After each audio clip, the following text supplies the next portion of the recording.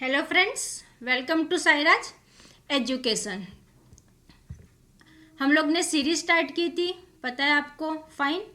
तो आज हम लोग वही करने वाले हैं। कौन सी 11th और 12th की सीरीज स्टार्ट की थी हम लोग ने, राइट है।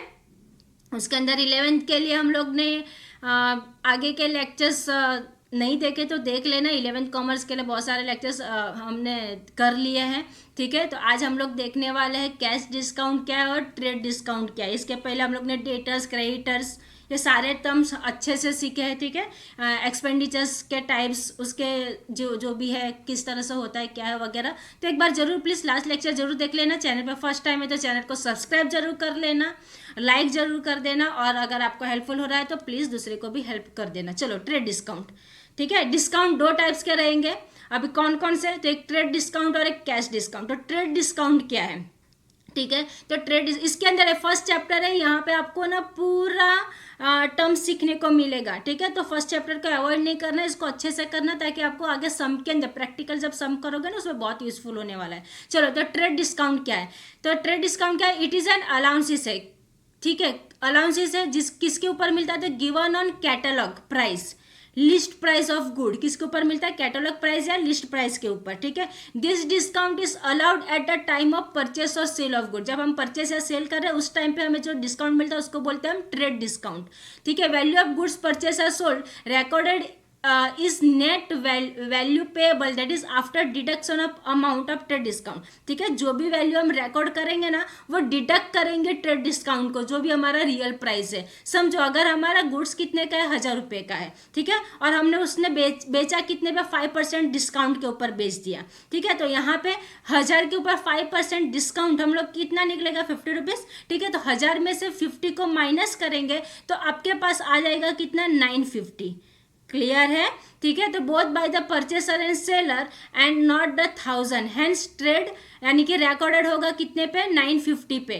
तो hence trade discount doesn't appear in the books of account separately, ये भी ध्यान में रखना है। Trade discount doesn't appear in the books of account separately, नहीं दिखाते। अभी कैश डिस्काउंट क्या है, तो it is the amount deducted, ये भी डिडक्टेड होगा। डिडक्टेड का मीनिंग होता है माइनस करना है। कहाँ से माइनस होगा ये cash, final amount due at the time of receipt. जब हम लोग अगर समझो दुकान वाले को पे कर रहे हैं, ठीक है, दुकान वाले ने बोला कि भाई आपका 120 रुपया हुआ, तो हम वहाँ पे 20 रुपया न दे के सिर्फ 100 रुपया से, यानी कि 100 रुपया देंगे, तो वो 20 रुपया जो मिला वो क्या हो गया, आपका कैश डिस्काउंट।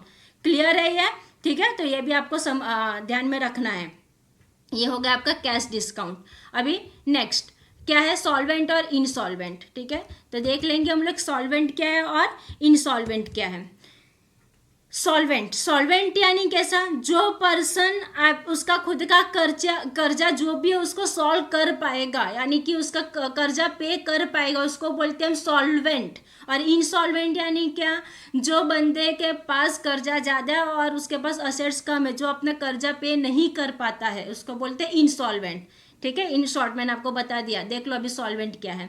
इसी तरह से ना मैं आपको इतना इजी करके दूंगी ना पूरी लैंग्वेज भी, कि आप पूरा अच्छे से समझ जाओगे, ठीक है। तो सॉल्वेंट क्या है, ये सब आपको ऑब्जेक्टिव के लिए काम आएगा। सॉल्वेंट पर्सन, तो इफ अ पर्सन्स असेट्स, क्या बोला है, if a persons asset, solvent है ना, तो इसकी असेट्स ज़्यादा रहेगी उसकी लाइबिलिटी से, ध्यान में रखना, ठीक है। असेट्स यानी उसकी जमा पूंजी और लाइबिलिटी यानी उसका कर्जा, ध्यान में रहा। तो सॉल्वेंट पर्सन का असेट्स ज्यादा रहता है। तो if persons assets are more than, ज्यादा है किससे, हिज लायबिलिटी, और इक्वल टू हिज लायबिलिटी, ठीक है। लेकिन पे तो कर पाएगा ना, उसकी जितनी लायबिलिटी उतना उसका असेट्स, तो भी वो आपके पे कर पाएगा, ठीक है। तो if persons assets are more than his liability और equal to his liability, he is called as a solvent person. उसको हम क्या बोलेंगे, called as a solvent person, ठीक है।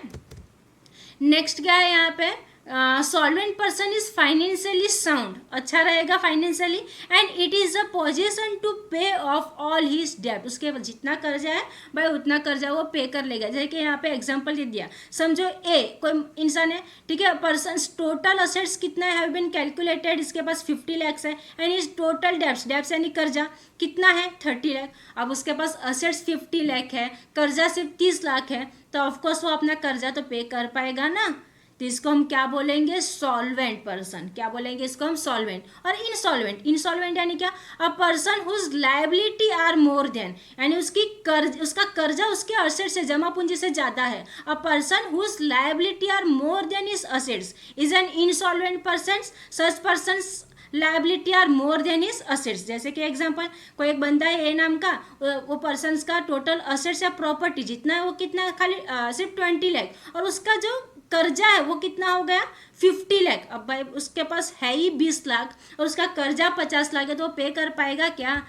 अब ये तो आपके पास भी कॉमन सेंस है ना, ठीक है, नहीं कर पाएगा भाई वो बंदा, ठीक है। तो उसको क्या बोलेंगे हम, इनसॉल्वेंट पर्सन।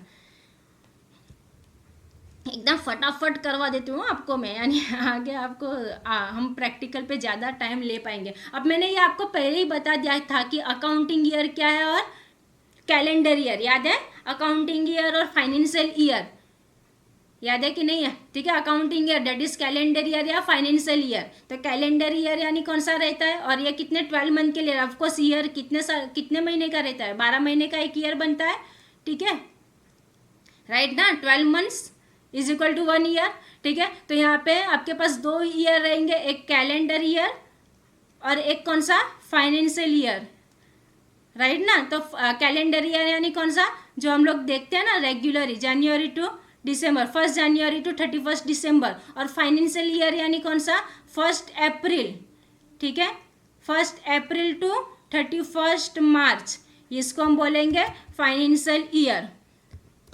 क्लियर है, ये समझ में आया? तो ये आपका अकाउंटिंग पीरियड, बेसिकली जो भी हम लोग अकाउंट करते हैं ना, ठीक है, जो भी बिजनेस का पर्पस रहता है, जो भी है, ठीक है, वो कितने पीरियड के लिए बनता है, जो भी हम trading account, profit and loss account या बैलेंस शीट बनाएंगे, जो भी हमारी फाइनेंशियल पोजीशन दिखाती है, ठीक है, तो ये हम कितने साल के लिए बनाते हैं, जनरली 1 ईयर के लिए।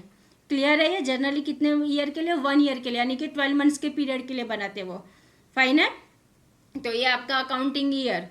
होप से समझ में आया कि पढ़ूँ उसको? नहीं ना, आप पढ़ लोगे, ठीक है। तो आज के लिए इतना रखते हैं हम लोग, आगे देखेंगे कि ट्रेडिंग कंसर्न क्या है, नेट प्रॉफिट कंसर्न क्या है, ठीक है। तो आज के लिए इतना रखते हैं, मिलेंगे हम लोग नेक्स्ट लेक्चर में। चलो, ओके, थैंक यू।